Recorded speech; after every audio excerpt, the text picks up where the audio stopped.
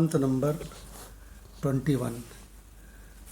ओम आनंदम आनंद कर प्रसन्नम आनन्दमानन्द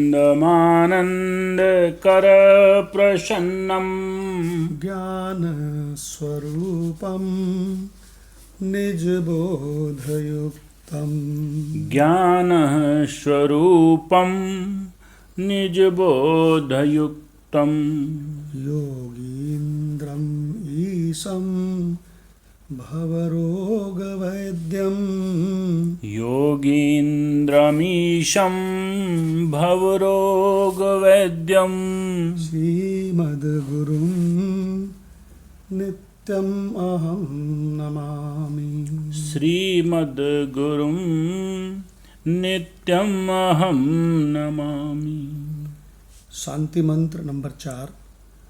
ओम स्वस्ति न इंद्रो वृद्धश्रवाः ॐ स्वस्ति न इन्द्रो वृद्धश्रवाः स्वस्ति नः पूषा विश्ववेदाः स्वस्ति न पूषा विश्ववेदाः स्वस्ति नस्तार्क्ष्यो अरिष्टनेमिः स्वस्ति नस्तार्क्ष्यो अरिष्टनेमिः स्वस्ति नो बृहस्पतिर्दधातु स्वस्ति नो बृहस्पतिर्दधातु ॐ शान्तिः शान्तिः शान्तिः।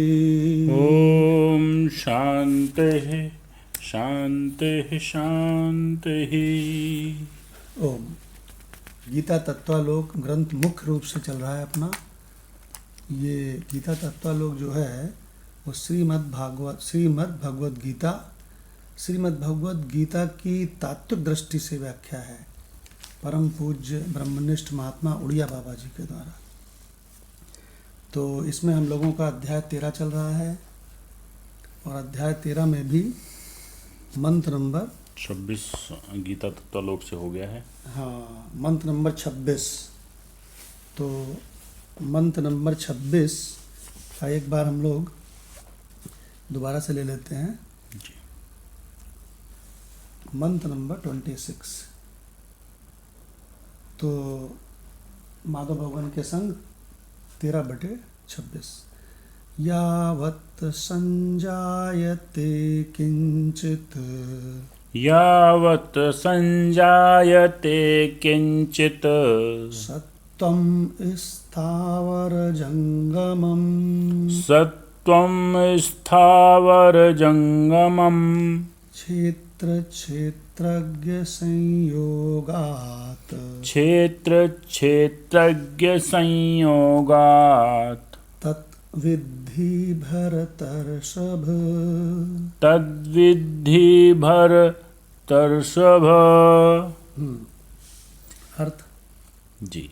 क्षेत्र और क्षेत्रज्ञ के संयोग से चराचर प्राणियों की उत्पत्ति का कथन।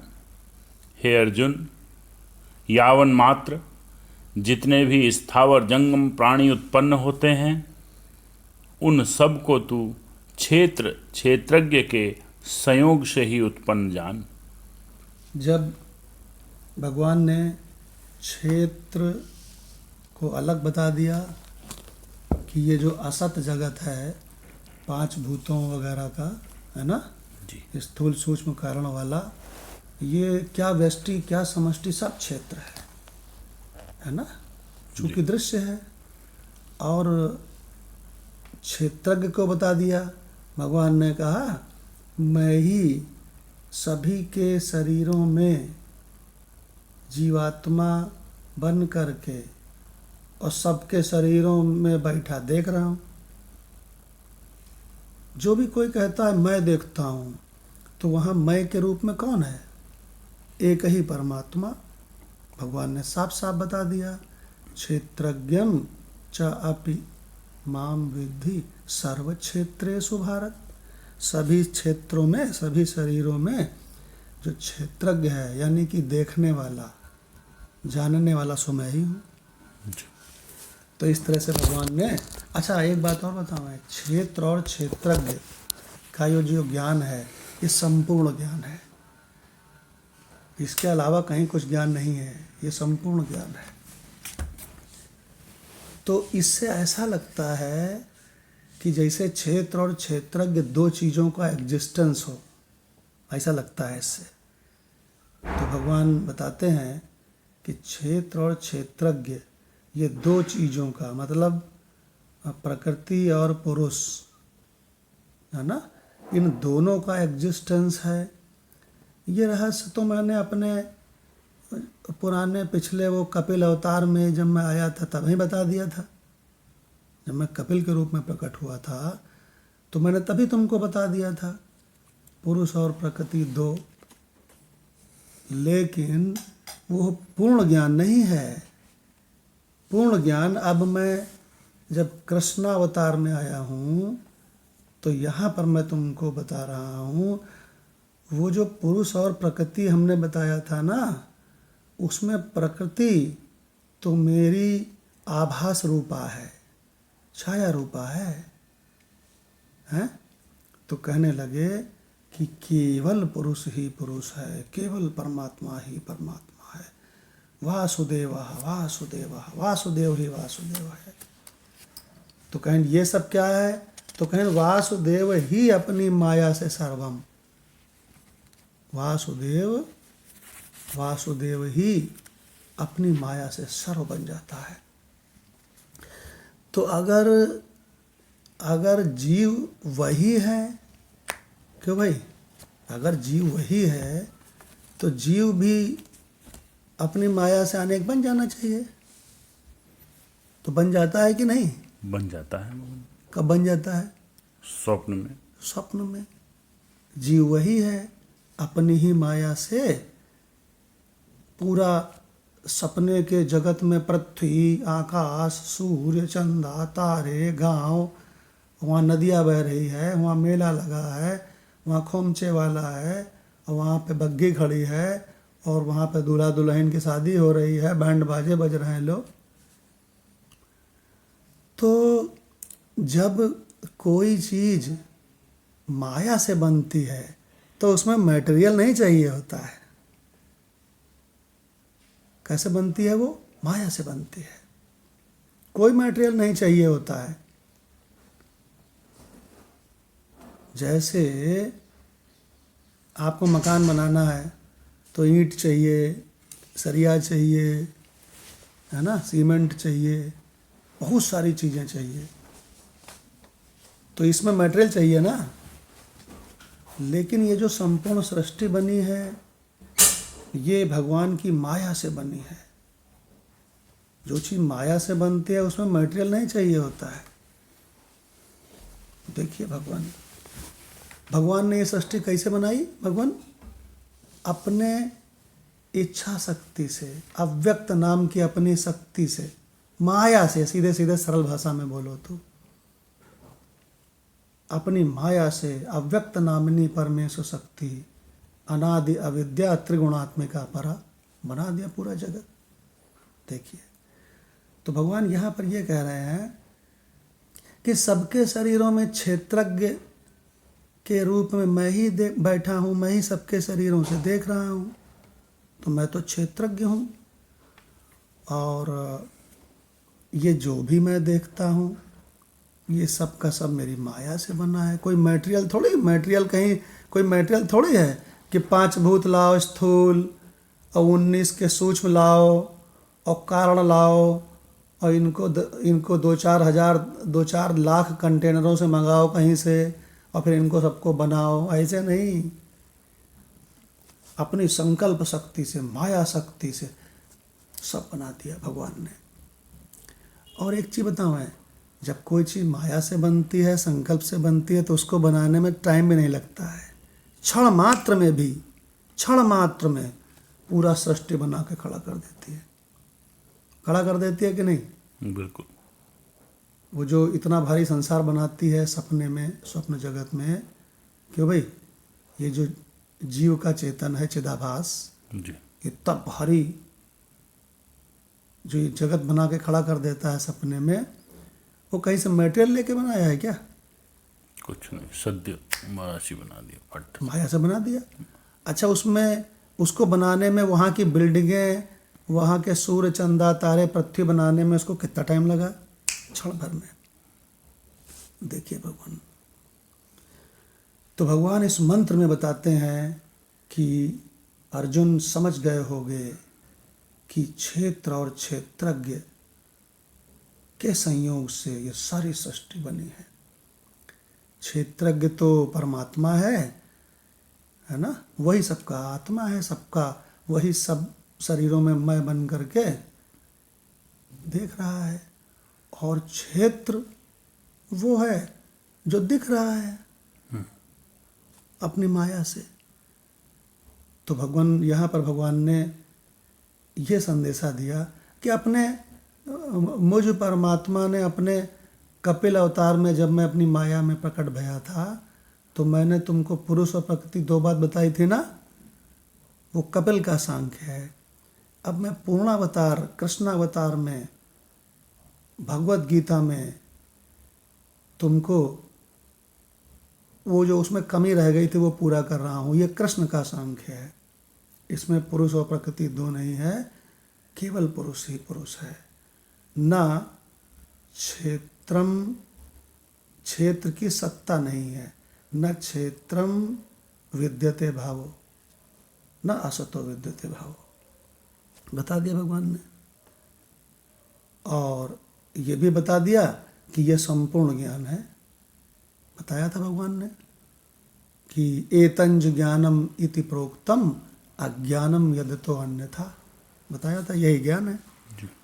देखिए, तो यहाँ पर भगवान इस मंत्र में क्या कह रहे हैं कि इसमें जो सत्वम आया है ना शब्द, यावत संजायते किंचित सत्वम, सत्वम माने होता है प्राणी, है ना जी। तो कहते हैं जितने भी प्राणी बने हैं इस संसार में, जो भी ये सब पूरा तुमको स्थावर जंगम जड़ चेतन जगत दिख रहा है ना, ये हमारे क्षेत्र और क्षेत्रज्ञ इन दो से ही बना हुआ है।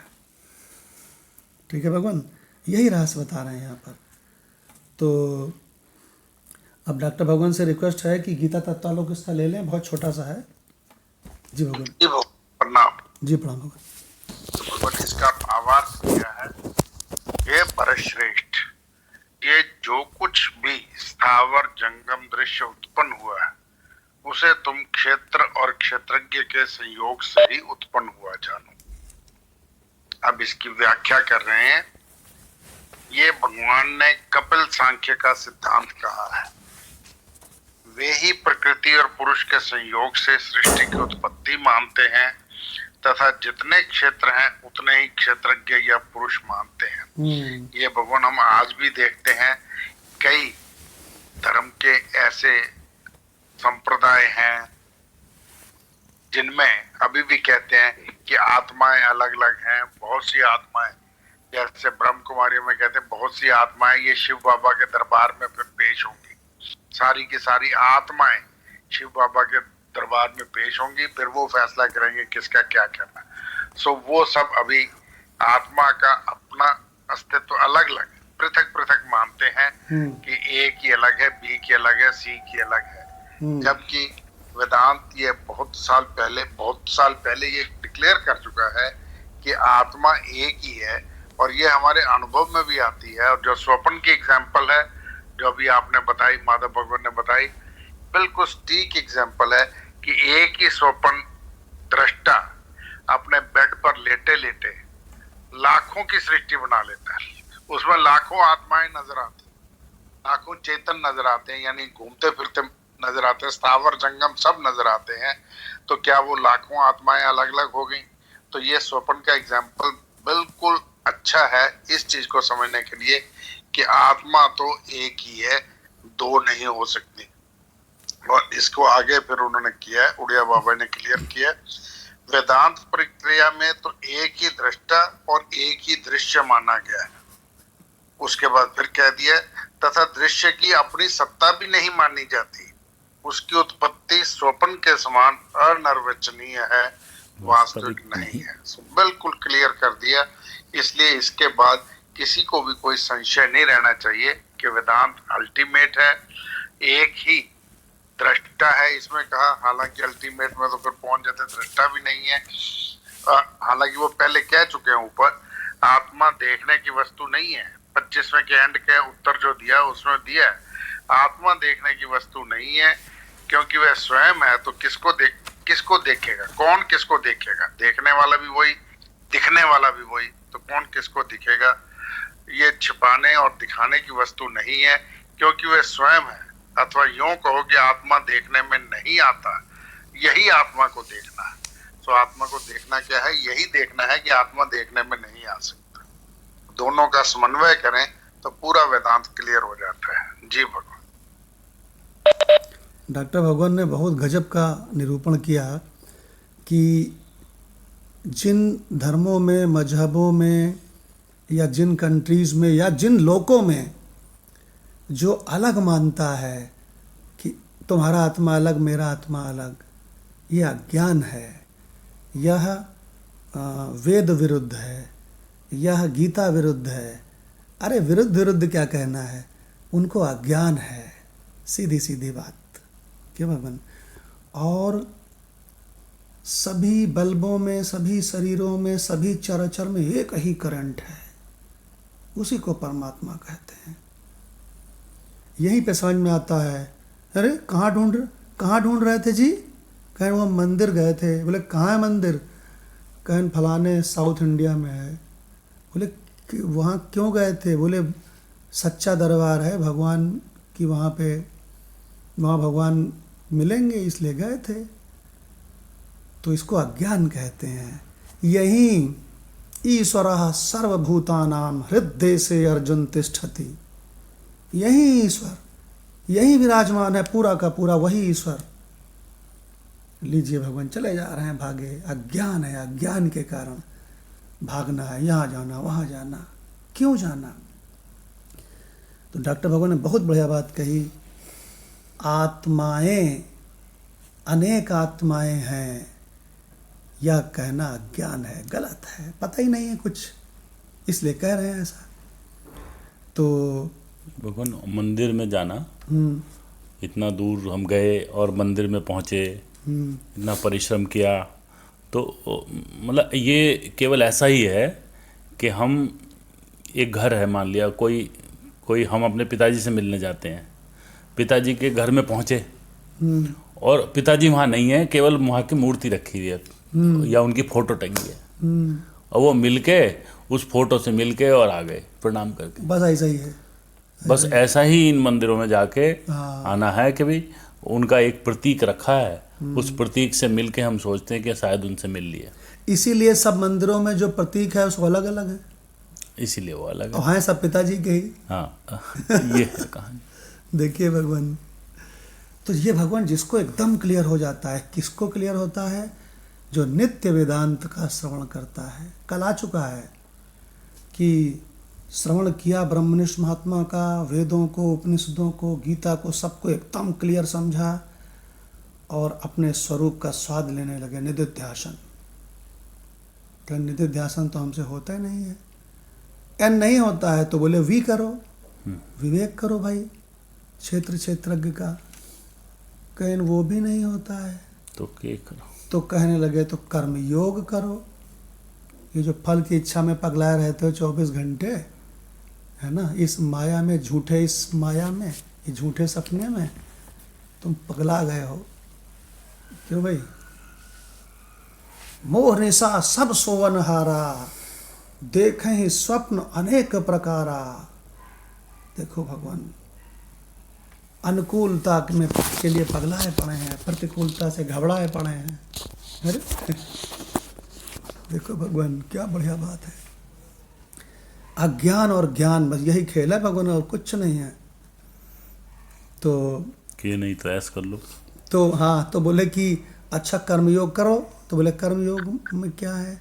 तो कहने लगे जो तुम्हारा कर्तव्य है सो करो, फल पे दृष्टि मत रखना। कहें महाराज कर्मयोग भी नहीं होता है हमसे, तो हम तो बहुत ही मंद अधिकारी हैं।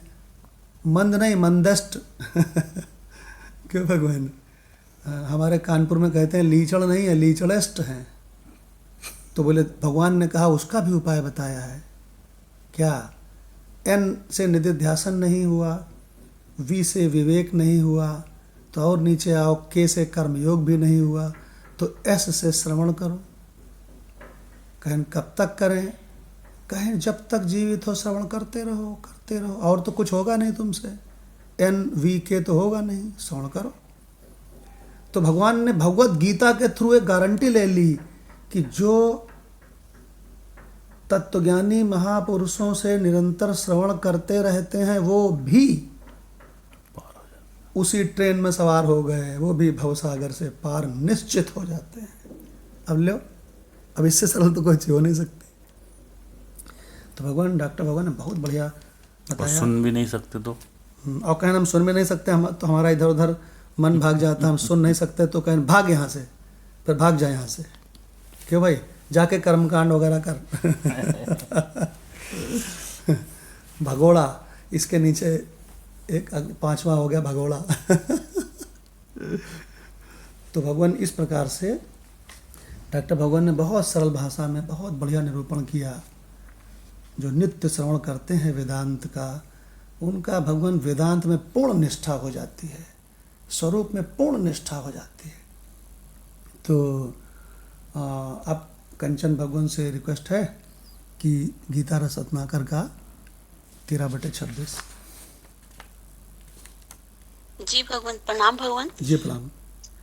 स्थावर जंगमम, भगवान कहते हैं कि देखो ये जो पत्थर, पेड़, पौधा, मनुष्य हैं, ये सब स्थावर जंगम हैं। ये जो कुछ पैदा होते हैं और मरते हैं और मरते दिखाई पड़ते हैं, इसमें ना शुद्ध क्षेत्र है ना शुद्ध क्षेत्रज्ञ है। यहाँ अन्य अध्यास है। संयोग माने परस्पर अध्यास। क्षेत्रज्ञ की चिद रूपता, आनंद रूपता क्या है? अंगूर में जो मिठास मालूम पड़ती है वह क्या है? क्षेत्रज्ञ की जो सरलता है, चिद्रूपता है, आनंद रूपता है, वह अंगूर में अध्यस्त हो गई है। और अंगूर की मृत्युशीलता, जड़ रूपता और दुख रूपता, क्योंकि वह अंत में सड़ भी तो जाता है, अपने ऊपर आ गई है। यही परस्पर अध्यास है। इसी परस्पर अध्यास के कारण सृष्टि बनी हुई है। हे भरत ऋषभ, तुम इसमें भूल गए हो, तब क्या करें महाराज? आओ उस एक को देखो। जी भगवान। कितना बढ़िया बात बता दी। कहने लगे जड़ चेतन ही ग्रंथि परी गई। गोस्वामी जी ने लिखा है रामचरितमानस में कि जड़ और चेतन की गांठ पड़ गई है, हैं? और चेतन कैसा है भगवान? निराकार है। और जड़ कैसा है? आकार वाला। इनकी गांठ बन सकती है कभी? नहीं बन। तो कहते हैं, कहा है गोस्वामी जी ने, यद्यपि मृषा, मृषा माने झूठी, अरे वो अज्ञान की गांठ है, गलत फहमी, अज्ञान हो गया है, नहीं समझे। अगर किसी को अपने घर में रस्सी पड़ी होए और उसको ये भ्रम हो जाए, अज्ञान हो जाए कि ये तो सांप पड़ा है, तो वो भला चैन से रहेगा एक को पल? नहीं रह पाएगा, चैन उसका खत्म। और अगर कोई उसको लालटेन ले करके उसको जाके दिखा दे कि देख रस्सी है, उसको उठा ले हाथ में कि तू भी देख पकड़ के, तो जब विश्वास हो जाएगा कि रस्सी है तो पकड़ लेगा, शांति हो जाएगी, और फिर उसको शांति हो जाएगी। देखिए भगवान, तो ये जो आपको दुनिया भर का पढ़ाया जाता है ना शुरू में, जड़ है, चेतन है, फलाना है, और ये है, और ईश्वर है, और देवता है, और मृत्यु है, और जन्म है, ये भगवान सब क्या है? ये सब नीची कक्षा से ऊपर की कक्षा में लाने का वेदांत का एक उपक्रम है ना, जिसको कहते हैं कि प्रक्रिया ग्रंथ।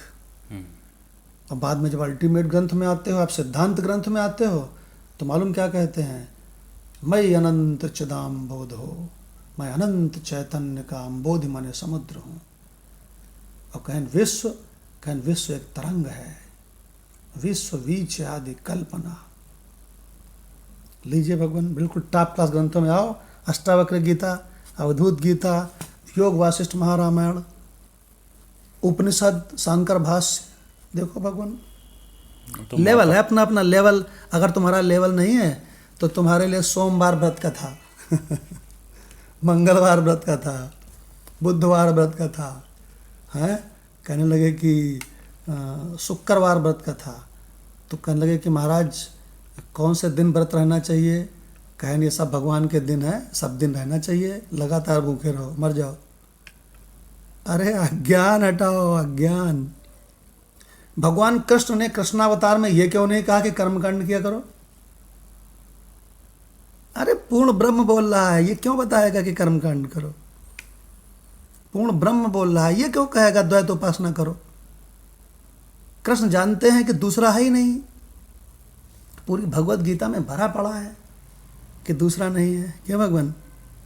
न अंतो न च आदि न च संप्रतिष्ठा, अश्वत्थमेनम सुविरूढ़ मूलम असंग शस्त्रेण दृढ़ेन छित्त्वा, भरा पड़ा है। देखिए तो भगवान प्राथमिक पढ़ाई जो थी वो तो इसी तरह से थी कि माता जो है दिखाना चाह रही थी चंद्रमा दिखाना चाह रही है अपने बच्चे को, लेकिन इतना बड़ा आकाश है, चंद्रमा पे नजर पड़ ही नहीं रही है बच्चे की। तो वो बताती है कि देखो सामने वाला पेड़ देख रहे हो, हमारी जो ये मकान है सामने, इसके ऊपर पेड़ देख रहे हो? हाँ पेड़ देख रहे हैं। तो मकान भी बताया, पेड़ भी बताया, पेड़ के ऊपर 3 अंगुल ऊपर जाके देखो इधर को राइट साइड में। तो ये सब जो बताया, और जब चंद्रमा पे नजर पड़ गई वो देखो चमकदार दिख रहा है थाली, और नीचे का कोई काम नहीं है। हाँ। पड़ गई तो पड़ गई। हाँ। अब भगवान जब पड़ गई एक बार दृष्टि, तो भगवान वो मालामाल हो गया खट्ट से। तो कहने लगे वो मकान और उसका पेड़ का क्या हुआ? छोड़ो। अरे कहे उनको छोड़ो यार कुछ नहीं था तुम्हें चंद्रमा दिखाना था। नजर दिखाने के लिए प्रक्रिया थी। हाँ। तो भगवान ये जितनी भी नीचे की पढ़ाई है ना, ये वेदांत बहुत बढ़िया पढ़ाई करवाता है। आज पढ़ाएगा और कल उसको काट देगा और ऊपर ले जाएगा।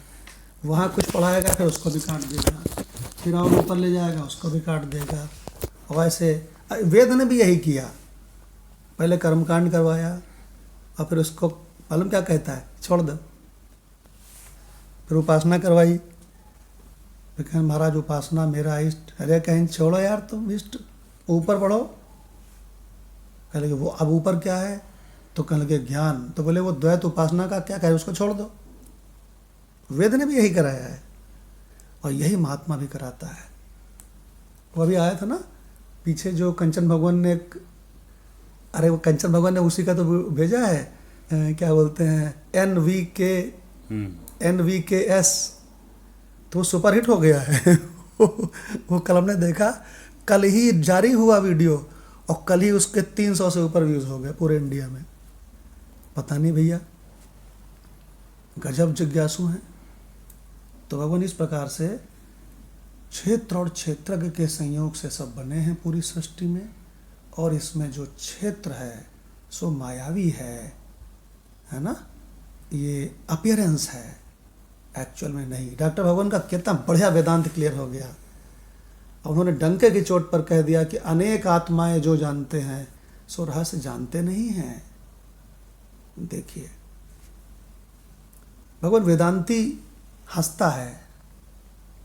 वेदांती जब ऐसे, हम तो घूमने कई बार गए ना कई जगहों पे, तो वहाँ ये लोग धार्मिक स्थानों में गए तो वहाँ उनके धर्मगुरु मिल गए नहीं समझे जी। तो वहाँ वो शिक्षा देने लगे तो हम आराम से शिक्षा उनकी सुनते रहे, बिल्कुल ऊल जलूल शिक्षा।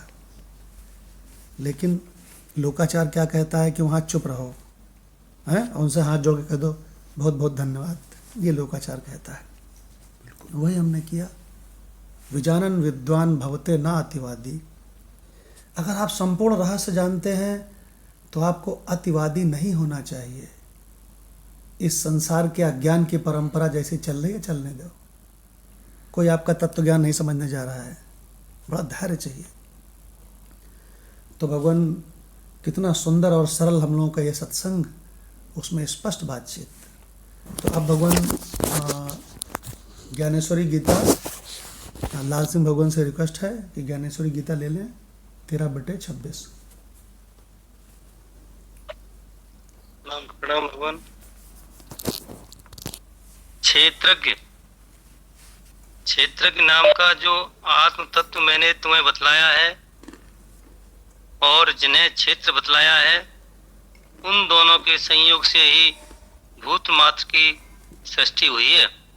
जैसे वायु के संग से जल में तरंगें उठती हैं तथा सूर्य के तेज और रेतीली भूमि के संयोग से मृग जल की तरंगों का आभास होता है, अथवा मेघधारा के धरती पर बरसने से जैसे नाना प्रकार की वनस्पतियों के अंकुर स्फुटित होते हैं, वैसे ही वे समस्त चर और अचर जिन्हें हम लोग जीव नाम से संबोधित करते हैं, इस क्षेत्र और क्षेत्र के संयोग से उत्पन्न होते हैं।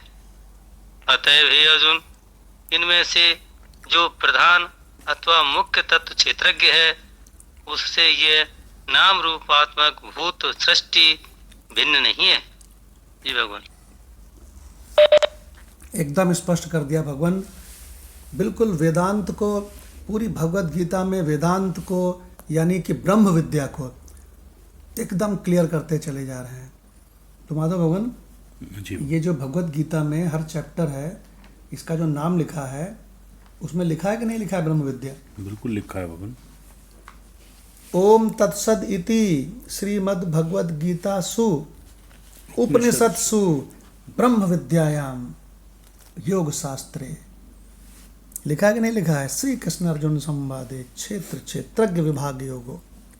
भगवान भी बता रहे हैं कि हमने कहाँ से लिया है।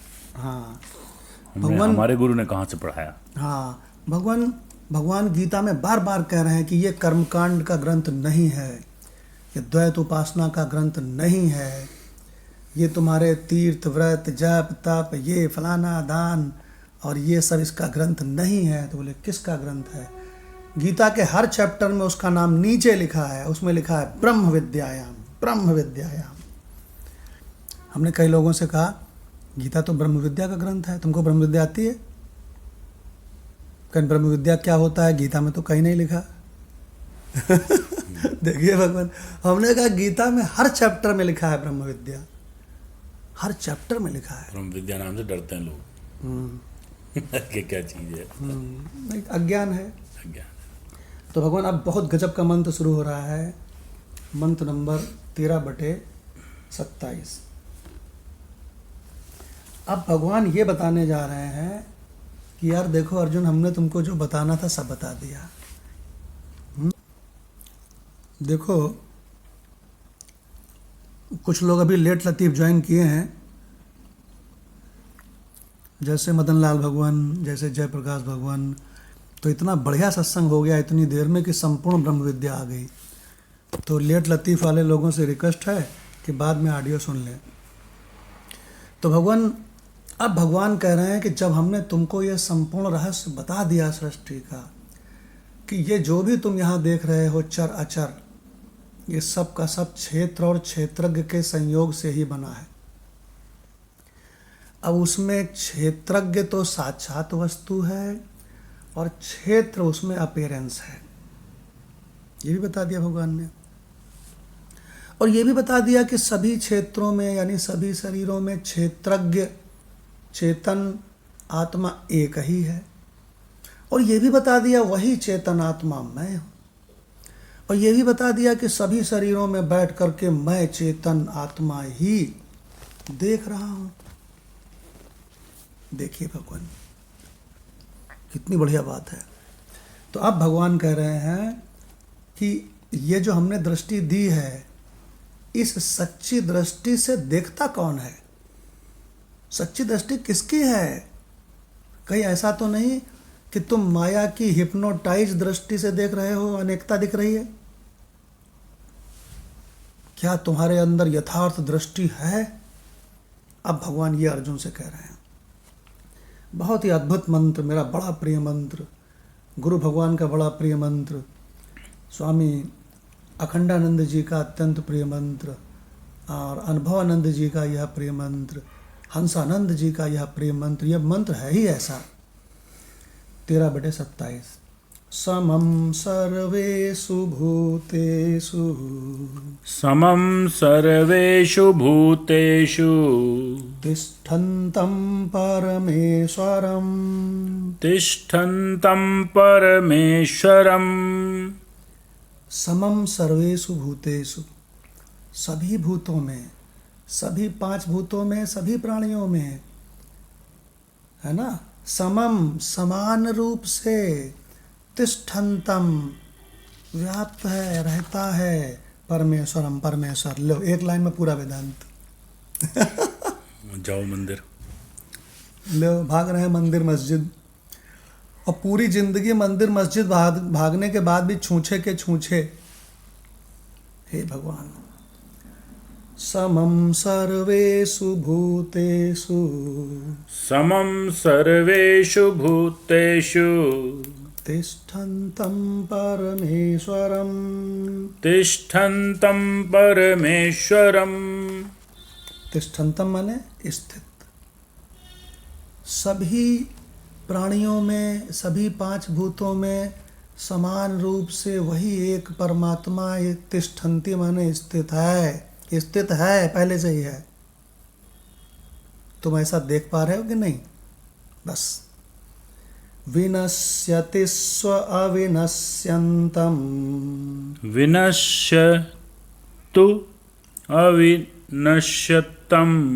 दोबारा से पदच्छेद में देखें, विनश्यति सु अविनश्यन्तम् विनश्यतिषु अविनश्यतम्। यः पश्यति सः पश्यति यः पश्यति स पश्यति।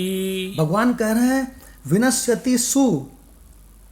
हमने बताया था ग्रहेषु घर में, क्यों भाई, वृक्षेषु वृक्ष में, तो विनश्यतिषु विनाश होते हुओं में, सु जहाँ लगे वहाँ में लगा देना जी, ठीक है। तो कहना है विनश्यतिषु, इसका मतलब विनाश होने वालों में, अविनश्यंतम, उस अविनाशी को, यह पश्यति जो देखता है, सा पश्यति वही देखता है, बाकी सब अज्ञान से अंधेरे हैं। गजब भगवान। जो ऐसा देखता है वही देखता है, नहीं तो सब गलत ही देखता है। और गुरु भगवान हमेशा कहते थे कि ये जो भगवान के मंत्र हैं, इसकी व्याख्या कोई भी द्वैत वाला करके दिखा दे, अन्यथा व्याख्या, इसकी एक ही अर्थ है, एक ही व्याख्या है, दूसरा व्याख्या तो करके तो दिखा। इसकी ट्रांसलेशन करोगे तो वेदांत अपने आप निकलेगा। हाँ, इसका ट्रांसलेशन तू करके देख। अगर वेदांत ना निकले तो कहना, तो कहें मेरे समझ में नहीं आया, तो बोले तुम गधा हो, अज्ञानी हो, तो नहीं आया। लेकिन यहाँ बिल्कुल इसका ट्रांसलेशन भी गलत नहीं कर सकते तुम। किसी भी संस्कृत आचार्य से कह दो जरा इसका ट्रांसलेशन करो, सभी प्राणियों में समान रूप से वही एक ईश्वर स्थित है, करो दूसरा व्याख्या। अनेक क्षेत्र हैं कि एक क्षेत्र, अनेक क्षेत्रज्ञ हैं कि एक क्षेत्रज्ञ है? एक। देखिए उसमें कहते समान रूप से, ऐसे भी नहीं किसी में दाऊद इब्राहिम में कोई छोटा हो। दाऊद इब्राहिम में कम ब्रह्म नहीं है, और विवेकानंद जी में ज़्यादा ब्रह्म नहीं है। जब एक ही ब्रह्म है सर्वव्यापी, तो ज़्यादा कम आया कहाँ से? अंतर ये है, वो देखते हैं, वो नहीं देख पाता है। हाँ। तो अब माधव भगवान से इसका अर्थ सुनो। भगवान बिल्कुल दोनों कान और पूंछ सब एकदम खड़ी, एकदम चौकन्ने होकर के सुनो, बिल्कुल चौकन्ने होकर सुनो। ये मंत्र है कि भगवान साक्षात वेदांत ब्रह्म विद्या है। हमने अभी आपको बताया कि भगवत गीता के हर चैप्टर में लास्ट में लिखा है कि ये ब्रह्म विद्या है, ये ब्रह्म विद्या है। जी भगवान। अविनाशी परमेश्वर को सर्वत्र समभाव से स्थित देखने वाले की प्रशंसा की है भगवान ने। किसकी प्रशंसा? जो अविनाशी परमेश्वर को सभी में समान रूप समभाव से देखता है। समभाव से देखता है। और अगर सब में कोई अलग अलग देखता है तो वो अज्ञानी है। जी। इस प्रकार जानकर जो मनुष्य जो पुरुष नष्ट होते हुए सब चराचर भूतों में परमेश्वर को नाश रहित और समभाव से स्थित देखता है, वही यथार्थ देखता है। गजब भगवान गजब। एक बार मंत्र की ओर ध्यान से देखें। समम सर्वेषु भूतेषु, सर्वेषु सभी में, भूतेषु भूतों में, क्यों भाई, समम समम तिष्ठन्तम समान रूप से स्थित परमेश्वरम परमेश्वर को, यह पश्यति जो देखता है, सा पश्यति वही देखता है, उसी की दृष्टि सही है। आगे क्या कहते हैं, विनश्यतिसु अविनश्यंतम, विनाश, फिर आगे सु, एक कितने सु लगा दिए, सर्वेषु भूतेषु और विनश्यतिसु, 3 सु लगा दिए। क्या कह रहे हैं, विनाश होते हुओं में अविनश्यंतम, अविनाशी वही मौजूद है, अविनाशी को यह पश्यति जो देखता है, सा पश्यति। इसका मतलब यह पश्यति सा पश्यति की ऊपर के लाइन के साथ भी संगति लगेगी जी, और यह पश्यति सा पश्यति की नीचे के लाइन में भी संगति लगेगी। ठीक है। अब डॉक्टर भगवान से रिक्वेस्ट है, इस अद्भुत मंत्र को उड़िया बाबा से सुनते हैं। जी भगवान। जी भगवान, अब संगति है। अब ये बतलाते हैं कि यथार्थ देखने वाला कौन है। तो भावार्थ है, जो संपूर्ण भूतों में समान भाव से स्थित और उनका नाश होने पर भी अविनाशी रहने वाले परमेश्वर को देखता है, वही वास्तव में देखता है। तो यहाँ 2 बातें कह दी भगवान कि जो तो संपूर्ण भूतों में समान भाव से स्थित, चींटी में भी वही, हाथी में भी वही, ब्रह्मा में भी वही, सब में वही है और समान भाव से बराबर है। ये नहीं कि मेरा आत्मा बड़ा है या उसका आत्मा छोटा है, या मेरे गुरु का आत्मा बड़ा है मेरा आत्मा छोटा है, ऐसा नहीं है। ना मैं छोटा हूं ना वो बड़ा है। और उनका नाश होने पर भी अविनाशी रहने वाले, जो फिजिकली दिखने में नाश हो जाता है क्योंकि संसारी है, संसार में जो भी चीज है जो दिखाई देती है वो नाश अवश्य होगी। वो नाश होने पर भी जो अविनाशी रहता है परमेश्वर, उसको जो देखता है वही वास्तव में देखता है। अब आगे इसकी व्याख्या की है, जो संपूर्ण भूतों में परमात्मा को स्थित देखता है वही यथार्थ देखता है। जैसे घट में वास्तव में मिट्टी ही है, घट की उत्पत्ति, स्थिति और नाश तीनों कालों में मिट्टी के सिवा और कुछ नहीं। अतः घट का नाश होने पर भी मिट्टी का नाश नहीं होता। इसी प्रकार ज्ञान दृष्टि से जो संपूर्ण भूतों का नाश होने पर भी आत्मा का नाश नहीं देखता, अथवा जो ऐसा देखता है कि कार्य का ध्वंस उसका नाश नहीं है, अपितु उसमें कारण बुद्धि हो जाना ही उसका नाश है। घट का ना रहना उसका नाश नहीं है, अपितु उसमें मृतिका बुद्धि हो जाना ही घट का नाश है, क्योंकि मृतिका से भिन्न घट की अपनी कोई सत्ता ही नहीं। इसी प्रकार जो आत्मा से भिन्न भूतों की सत्ता नहीं देखता वही यथार्थ देखता है।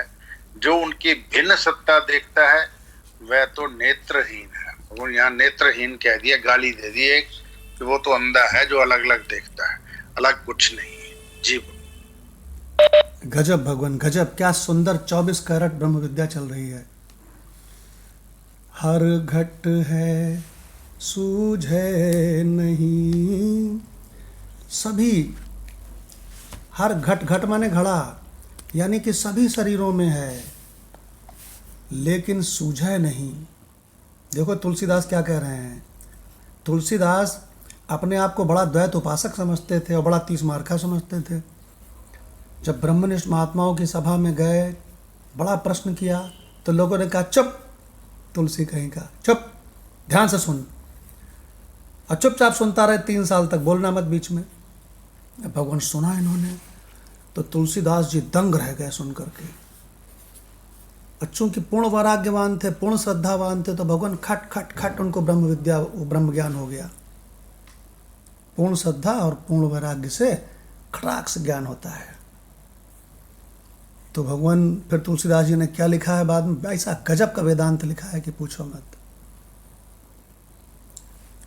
हर घट है सूझ है नहीं, लानत ऐसी बिंद, ऐसी बंदगी को लानत है कि सभी शरीरों में राम है और उसको दिखाई न पड़े। तुलसी इस संसार को भया मोतिया बिंद। देखिए मोतिया निकलवाना पड़ेगा उसको। मोतिया बिंद निकालना पड़ेगा तब ब्रह्म विद्या के ऑपरेशन से। देखिए भगवान कितनी बढ़िया बात है। तो भगवान इतना गजब का इसमें निरूपण किया है। कहने लगे कि घट का नाश क्या है, तो कहने लगे मृत्तिका बुद्धि हो जाना ही घट का नाश है। घट का अत्यंत अभाव हो गया। जहाँ उन्हें उसकी मृत्तिका बुद्धि हुई तहाँ वो कहता है कि पहले भी मिट्टी था, अभी भी मिट्टी है, बाद में भी मिट्टी रहेगा, मिट्टी ही मिट्टी है। देखो भगवान गजब निरूपण है भाई। तो इसके पहले कि कंचन भगवान पढ़ें, आपको एक कथा सुनाते हैं योग वासिष्ठ महारामायण से। एक रानी थी, गजब की ब्रह्मज्ञानी थी और अपने ब्रह्म स्वरूप में स्थित रहते रहते सिद्धियां और योग माया ये सब उसमें आ गई थी। क्या नाम था उसका? रानी चुड़ाला। जी योग वासिष्ठ में पढ़ा था आपने हम लोग। रानी चुड़ाला। तो रानी चुड़ाला का जो पति था शिखी ध्वज, वो संसार में रहते रहते राजकाज करते करते भोगते भोगते उम्र को बढ़ते बढ़ते इन सब चीज़ों से उसको वैराग्य हो गया। क्यों भाई? उसको पता नहीं था कि मेरी पत्नी ब्रह्मज्ञानी है। जी। अरे ब्रह्मज्ञानी बिटिया हो, क्यों भाई, और उसकी शादी कर दी जाए कहीं तो कोई बात नहीं। ब्रह्मज्ञानी को क्या फ़र्क पड़ता है? उसको तो कोई सब उसका छीन ले, उसको जंगल में भगा दे, उसको जेल में बंद कर दे, उसके टुकड़े टुकड़े शरीर के कट, इससे उसको कोई फ़र्क नहीं पड़ता है। वो शरीर थोड़ी है, वो जानता है कि मैं शरीर नहीं हूँ। तो भगवान रानी चुड़ाला, जब ये शिखी ध्वज रात में घर को छोड़कर, सोती पत्नी को छोड़कर निकल गया, तो राजा सोच रहा था कि जो उनकी पत्नी रानी चुड़ाला है वो सो रही है जी, लेकिन नहीं, वो जाग रही थी उस समय। क्यों भगवान? तो ये जंगल की तरफ निकल गया राजा चुपचाप चलते चलते हैं। और राजा जब निकल गया जंगल की तरफ, तो वो रानी अपनी योग माया से वो आकाश में ऊपर ऊपर चल रही है जी। और राजा नीचे नीचे जंगल में चल रहा है। अब वो चुड़ाला आकाश में ऊपर ऊपर चल रही है। वो देख रही कहाँ जा रहा है, कहाँ जा रहा है, कहाँ जा रहा है। और भगवान इस प्रकार दोनों की यात्रा चलती रही। एक नदी के किनारे पहुंच गया शिखी ध्वज राजा, उसका पति। और वो पत्नी भगवान गजब की ब्रह्मज्ञानी, गजब की उसके अंदर सिद्धियां और योग माया शक्ति, वो आकाश मार्ग से चल रही है। तो उसने देखा कि एक नदी के किनारे जाके वो रुका और राजा को सब विद्या आती थी। उसने वहाँ का घास फूस और लकड़ियाँ फटाफट ले करके और अपना एक कुटिया बनाई। और जो लौकी, जो बड़ी लौकी होती है टाइट वाली, उसको गोल लौकी बड़ी टाइट वाली, तुम्बा बोलते हैं जी। गांव वाले लोग समझ गए होंगे। वो सूख जाती है तो उसके भीतर सब सूख जाता है, वो बीजे बीजे बचते हैं थोड़ा बहुत, है ना। तो उसको ऊपर का हिस्सा अगर तोड़ दिया जाए जी। तो बिल्कुल फर्स्ट क्लास एक जो है वो एक पानी के जग की तरह काम करता है तुम्बा। तो उसमें छेद करके उसने अपना एक पानी का पात्र बनाया, कुटिया बनाई, अपनी आसनी बनाई। और वहाँ वो राजा नदी के किनारे, पानी था वहाँ, जीवन था, वहाँ रहने लगा। तो रानी चुड़ाला ने देख लिया कहाँ रुका है ये। तो प्रभु कमंडल कहते हैं क्या उसको? कमंडलू उसको तो नहीं कहते हैं, लेकिन उसने कमंडलू की तरह का बना लिया वहाँ जंगल में, वही लौकी से, है ना। तो भगवान वो रानी लौट आई अपने आकाश मार्ग से। आकर के उसने मंत्रियों से कहा कि राजा साहब तीर्थ यात्रा में कल गए हैं, तब तक सारा राजकाज बढ़िया चलना चाहिए और मैं संपूर्ण राजकाज तब तक देखूंगी। और भगवान वो सारा राजकाज देखती रही। इधर वो बीच बीच में आकाश मार्ग से जा कर के राजा को भी देखती रही। और राजा भगवान तपस्या करता रहा, जंगल के फल फूल खाता रहा, नदी का पानी पीता रहा और उसी कुटिया को बंद करके भगवान का भजन करता रहा। गजब का उसको वैराग्य हो गया। क्यों भाई? उसको तो वैराग्य हुआ और उसकी पत्नी उससे बहुत आगे। क्यों भाई? वो ब्रह्मविद चुड़ाला। तो भगवान बीच बीच में जाके देखती थी कि ठीक मार्ग से साधना कर रहा है कि भटक गया है कहीं। तो देखती थी गजब का वैराग्यवान, गजब की भक्ति, और वो गजब की साधना कर रहा है। लेकिन वो था तो अज्ञानी ही, चाहे जितनी भक्ति कर ले। भक्ति के बाद वेदों में क्या बताया गया है? भक्ति के बाद ज्ञान है। ज्ञान बताया। ज्ञान तो था नहीं उसको। वो क्या जाने क्षेत्रज्ञ। कोई बतावे तो जान सकता है। तो बतावे कौन भगवान? किसी को पता ही नहीं वो कहाँ रह रहा है ससुरा। कौन बतावे? तो ये रानी, जब रानी कई साल तक ऐसे देखती रही, पक्का हो गया कि इसको बिल्कुल चकाचक वैराग्य है, चकाचक भक्ति है। तो रानी ने एक बहुत बढ़िया सा एक मुनि का रूप बनाया, बड़ा तेजस्वी ऋषि मुनि का रूप बना करके, और रानी वहाँ पहुँच गई। और वहाँ से निकलती हुई दिखाई पड़ी उसके सामने से। उसको लुभा रही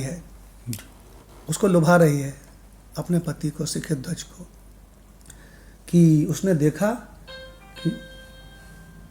ये बड़ा तेजस्वी ये मुनि है कोई, और चला गया इधर को। तो ये उसके पीछे पीछे गया, उससे कहता है प्रणाम हैं। तो उन्होंने उसकी ओर देखा और बोले प्रणाम, और फिर चला गया तेजी से। इसने बहुत रोका, वो रुका नहीं।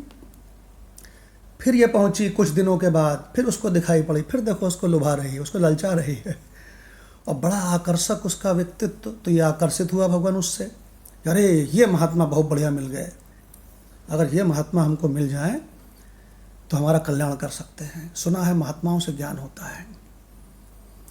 और भगवान ये रानी चुड़ाला उसी दिव्य वेश में, ऋषि के वेश में, वहाँ उसको फिर दिखाई पड़ी बीच में कई दिन के बाद। तो अब की राजा ने दौड़ के जाके उसके चरण पकड़ लिए। अरे कहने लगे मेरा कल्याण कीजिए प्रभु, हे ऋषिवर मेरा कल्याण कीजिए। तो उन्होंने कहा, चुड़ाला ने कहा, देखो, उस ऋषि ने क्या कहा, देखो अभी ब्रह्मलोक में एक ज्ञान की सभा हो रही है, मैं बहुत जल्दी में हूँ, वहाँ मुझे जाना बहुत ज़रूरी है। वहाँ ब्रह्म ज्ञान कौन सबको सब प्रश्नोत्तर कौन देगा वहाँ, इसलिए मैं तुमसे बाद में मिलूँगी। तुम भगवान की साधना सच्चे मन से करो, अगर भगवान ने कृपा करी तो तुमको मेरे दर्शन होंगे। और कह के वो तब तक गीता पढ़ो। अंतर्ध्यान हो गई, चूंकि वो योग माया से संपन्न थी, सिद्धियों से संपन्न थी, वो अंतर्ध्यान हो गई। अब इसको पक्का हो गया कि अरे गजब रे गजब, अब मेरे भाग्य जगेंगे। भगवान की भक्ति करी, भगवान ने गुरु भेजा। अब भगवान एक दिन फिर, वो कई दिनों के बाद फिर वही उसी ऋषि का रूप धारण करके वहाँ पर इसको, अब इसका भक्ति में मन न लगा। अब ये चारों तरफ गुरु ढूंढे ऊंचे टीले में बैठा है, चारों तरफ देखा, ओ वो ऋषि। भगवान भागा और कहता है, अरे मेरे धन्य भाग्य, आप मुझे मेरा कल्याण करें। तो रानी ने कहा, सावधान मन से वहाँ बैठ। चुड़ाला ने कहा, ऋषि ने कहा बैठ गया। तो उसको उन्होंने ब्रह्म ज्ञान देना शुरू किया, समस्त उसको ज्ञान दिया, पूरा क्षेत्रज्ञ का। देखो भगवान, और पूरा ज्ञान देने के बाद उससे पूछा कि कहो, तुमको सबसे पहला मेरा उपदेश है कि सब कुछ त्याग दो, त्यागेन एकेन अमृतमानसो, त्याग से ही अमृतत्व की प्राप्ति होती है। तो राजा ने कहा, जी ऋषिवर। तो राजा, उसने कहा कि हम अब कल आएंगे, अब कल बाकी ज्ञान कल चलेगा। ऐसे वो ज्ञान देती रही। तो भगवान उसको कई साल बाद जब ज्ञान दे के वो परिपक्व हो गया, तो उसने क्या शिक्षा दी पहली, कि सब त्याग से पूर्ण शांति होती है। तो राजा गया, उसने कहा यही कुटिया है मेरे पास, और यही तुम्बा है, और यही मेरी आसनी है, तो इसको ससुरे को जला देते हैं, त्याग कर देते हैं। तो सब जला दिया। क्यों भगवान? पूर्ण ज्ञान नहीं हुआ अभी। और फिर वो आया, बोला कि ऋषिवर हमने सब जला दिया है, आग लगा दी कुटिया में, आसनी भी घास फूस की उसी में फेंक दी, और तुम्बा भी उसी में फेंक दिया, और मेरे पास कुछ है नहीं। अब ये शरीर बचा है, कहो इसको भी जला दें। तो ऋषि मुस्कुराए, हैं, कहने अच्छा त्याग नहीं हुआ। नहीं तो चल बना चिता बनाई, अग्नि जलाई, प्रज्वलित, उसमें घुसने लगा। तो उसने समझ लिया चुड़ाला ने कि उसको बहुत तगड़ा वैराग्य है भाई, गजब। तो जैसे ही उसमें घुसने लगा, उसने हाथ पकड़ा, उसने कहा बैठ इधर। जैसे याद आ रहा है कोई प्रसंग, जैसे बृहस्पति देव ने अपने पुत्र कच्छ को अग्नि में घुसने से हाँ बचाया था। तो भगवान उसको जब ऋषि ने उसको संपूर्ण ज्ञान दिया कि अरे त्याग करना है, ये तूने जो त्याग किया है, ये सब घास फूस का, ये तूने बनाए थे?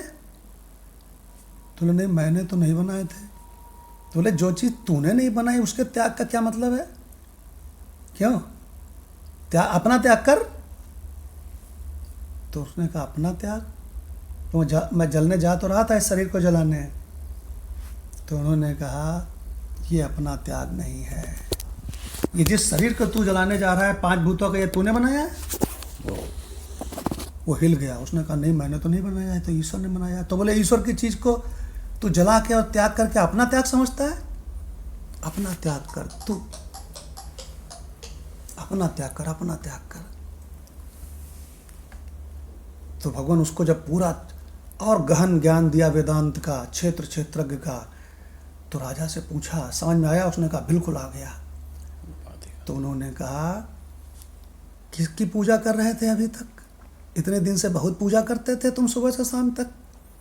इतने दिन से सुना है अपना नगर वगर छोड़ के भी आ गए हो, और यहाँ पे तुम बहुत दिन से बड़ा पूजा कर रहे हो। किसकी पूजा कर रहे थे? गहन परमात्मा की। तो राजा कहता है अरे वो परमात्मा तो सभी के जीवात्मा के रूप में वही खुद है, ब्रह्मा विष्णु महेश के रूप, चिदाभास के रूप में भी वही है। अरे ये तो मैं अपने से ही अपनी भक्ति कर रहा था। तो उसने कहा तुझे संपूर्ण बात समझ में आ गई, तू कौन है?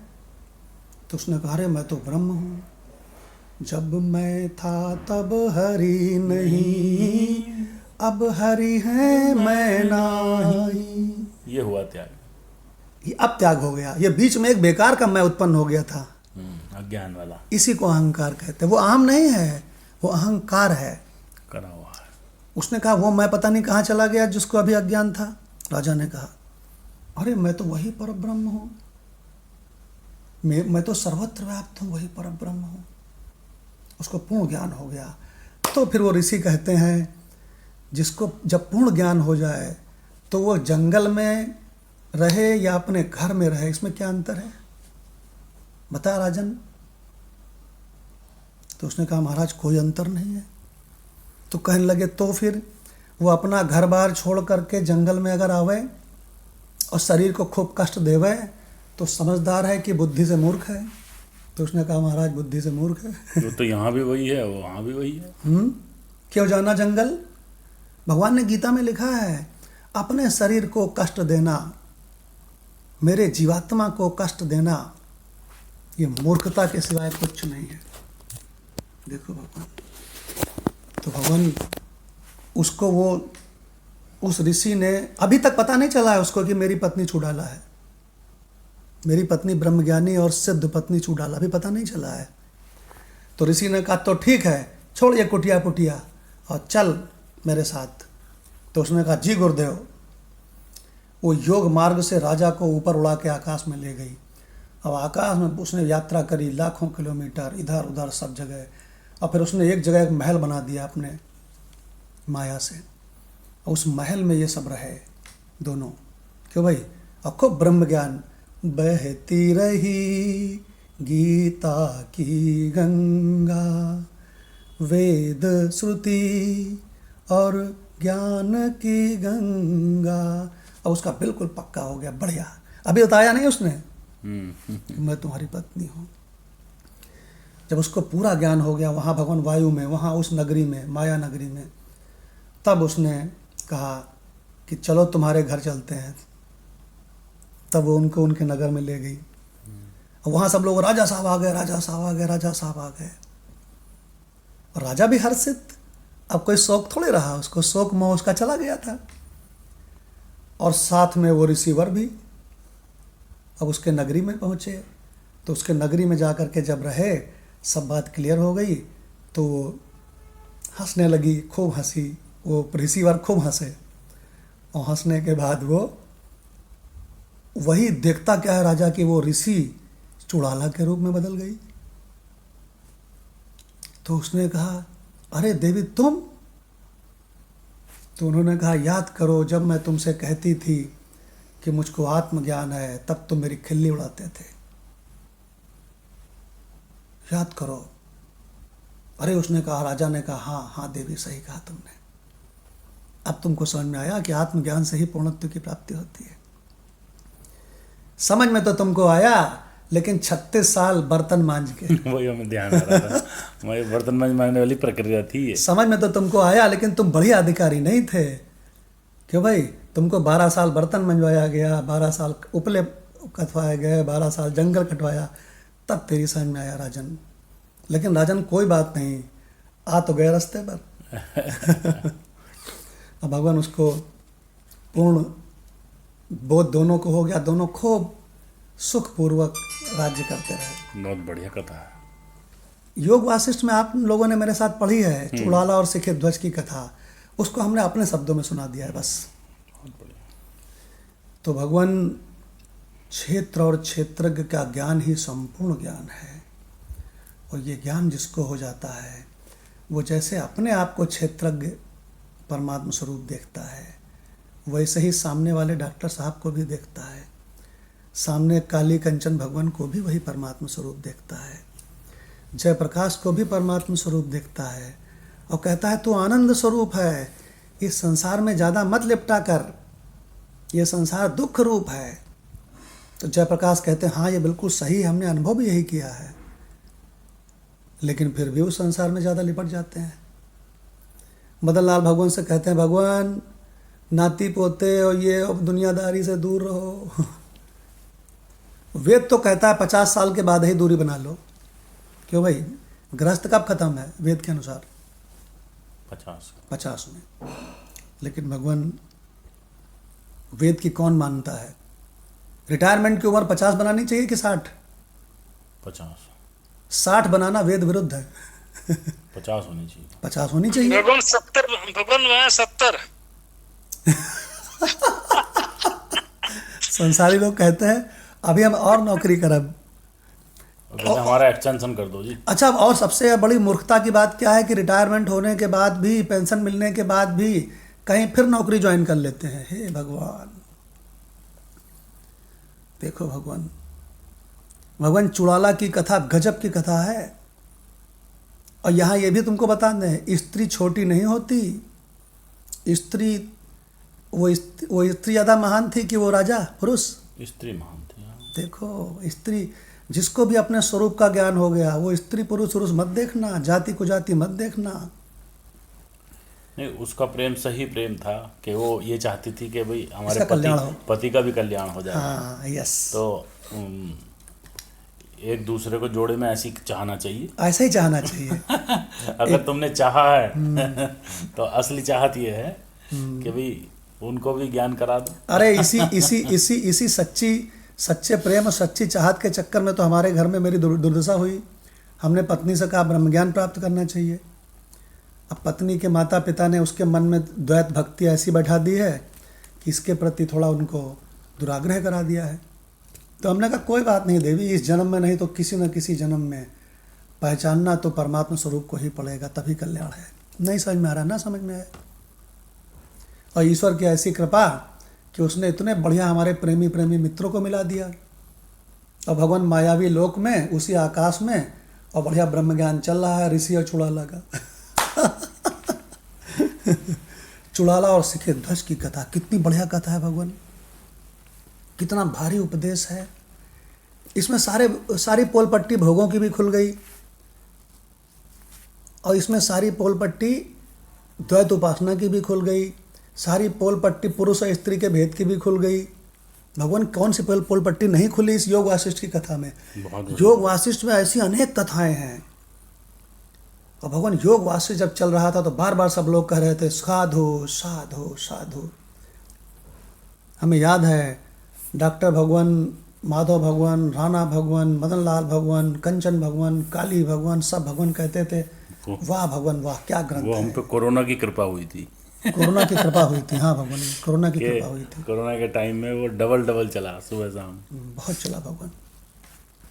तो भगवान ये समम सर्वेषु भूतेषु तिष्ठन्तं परमेश्वरम विनश्यति स्वविनश्यन्तं यह पश्यति स पश्यति। अब ये मंत्र कल चलेगा भगवान। और अब हम लोग 2 मिनट के लिए अपने आत्मस्वरूप में बैठेंगे। अपने आत्मस्वरूप में समझ गए, समम सर्वेषु भूतेषु तिष्ठन्तं परमेश्वरम। अपने आत्मस्वरूप अनंत स्वरूप में बैठेंगे, जिस चेतना में कभी जागृत भासता है, कभी स्वप्न भासता है, कभी सुसुप्ति भासती है, लेकिन वो क्षेत्र है, असत है, उसका एग्जिस्टेंस नहीं है। अपने अनंत आत्म स्वरूप में 2 मिनट के लिए बैठेंगे भगवान, जहां संसार की कोई गंध तक नहीं है।